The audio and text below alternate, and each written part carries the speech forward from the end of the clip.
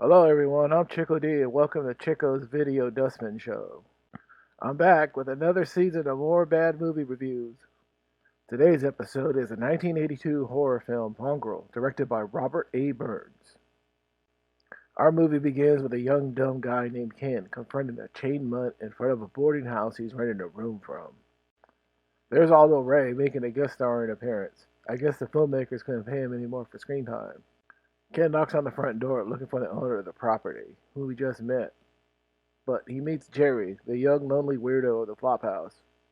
We're also introduced to Horace Pinker in his movie debut as Woody and his lady, Turquoise. Ain't they a sweet couple?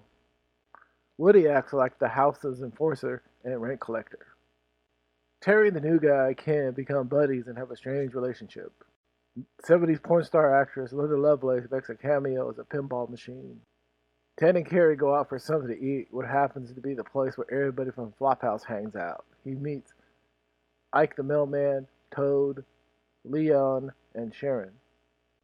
Later on that night, Ken wakes up thanks to Ike blasting his Warren movies, waking up the house, probably spanking his monkey as well. The next day, we meet Sharon and Jerry hanging out as he shows some of his writings. Ike is outside in the yard feeding his mutt, and both of them tease that wacky Jerry as he scurries off to do who knows what. Meanwhile, Ken and Sharon make nice. Later on that night, Jerry has one of his sweaty, psychotic dreams. The next day, Toad the Weasel decides to have fun with Ike's mutt and teases him with a piece of raw meat, but the dog mauls him. This has to be the worst dog mauling ever caught on celluloid. Jerry sees it all, and he's either in a state of shock or yanking it as Toad gets totally mangled. Horace Pinker pulls out his revolver and puts the mutt down, much to Ike's horror, as they drag Toad off to the hospital. Later that evening, depressed about his dead dog, Ike tries to make a move on Sharon, while Jerry has another dream about being in the Moody Blues album. Toad wakes up the next morning and has breakfast while nursing his injuries, with Turquoise acting as his nurse. Woody cheers everybody up with a new puppy for the housemates, which angers Ike, who vents on Ken, feeling Woody's messing with him with the new dog. If you want to know why everyone in this movie looks sweaty and damp, it's because this movie was shot in Austin, Texas.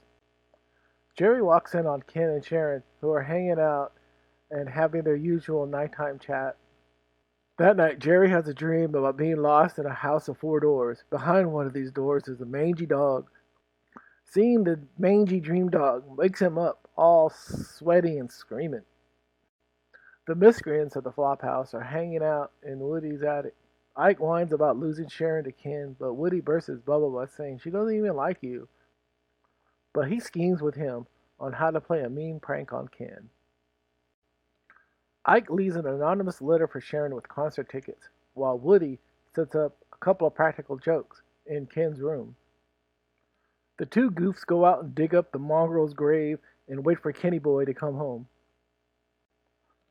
When Ken gets home, Woody tells him that Sharon's all hot, naked, just upstairs, waiting in his bed. Ken, all worked up, runs upstairs, strips, and hops into a bed with a maggot-infested mongrel. The housemates howl in delight when they hear Ken scream as Ike cranks up the hidden speaker in his room, and they block the door from opening, thanks to Woody's practical joke. The cheap-ass lamp in his room that's older than Ken short circuits, giving him some deadly powerage.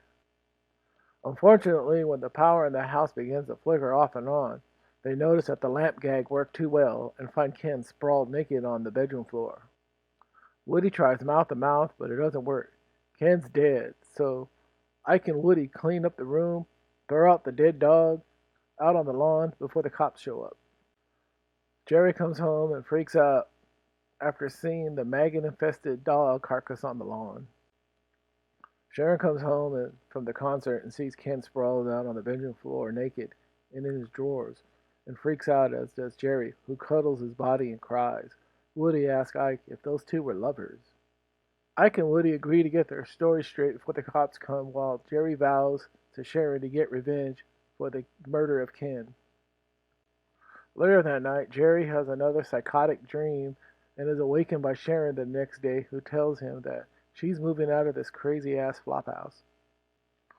Ike starts to feel guilty about Ken's death, but Woody tries to pawn it off all on him. But Turquoise, however, tells him it's both of their faults that Ken's dead. Hours later, Jerry freaks out in his sleep and wakes up in the middle of the night all wild-eyed and shit. The following morning, Horace Pinker goes downstairs to feed his puppy, but it's been mangled to death. Upset, he starts banging on Ike's door. He asks Jerry what happened, and he tells him and Leon that a wild beast has been roaming around the house. That afternoon, Leon warns Ike that Woody's on a warpath and stay away for a while until he cools off. Later that night, a drunk Ike staggers home but is mauled by an unseen animal.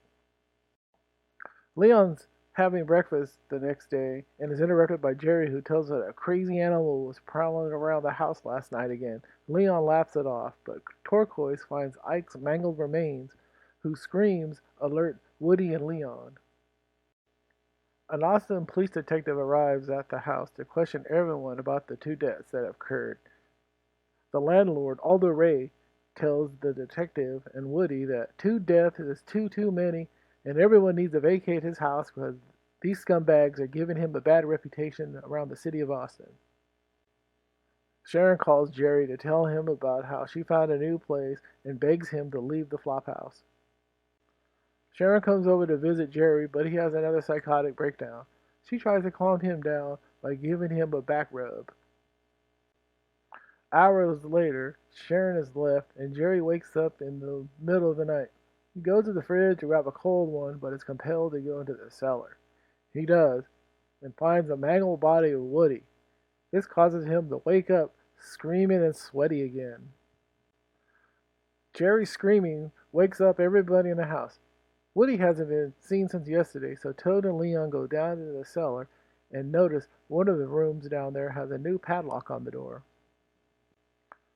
The housemates decide to call the detective again, who tells them that he has his men now looking for a savage wild animal, along with some dumb kids who locked one of the cellar doors, along with a missing Woody. Leon and Toad look around the property to investigate, and then they run into Aldo Ray, who tells them they have 24 hours to get out, and 23 of them hours are already gone. The next time he's going to come over, he'll have a shotgun.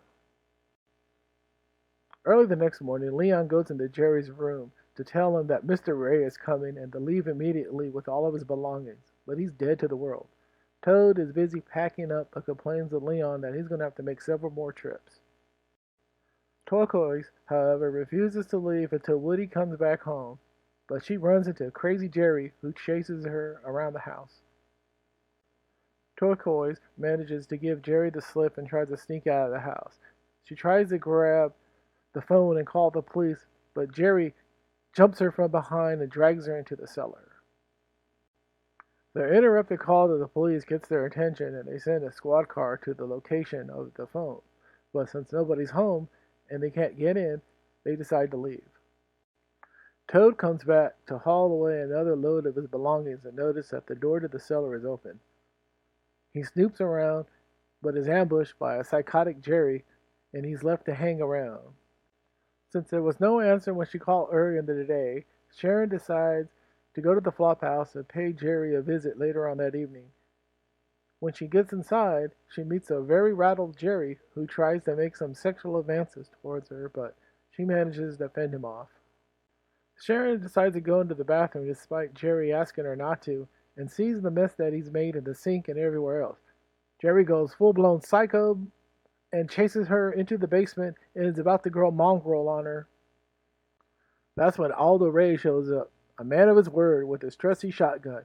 He gives Jerry both barrels of his gun, and when the smoke clears, he asks Sharon if she's okay. And that's how the movie ends.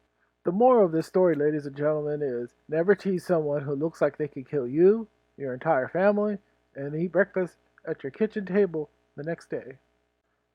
The man who created this movie, Robert Burns, was an art director for films such as The Texas Chainsaw Massacre, The Hills Have Eyes, and Re-Animator.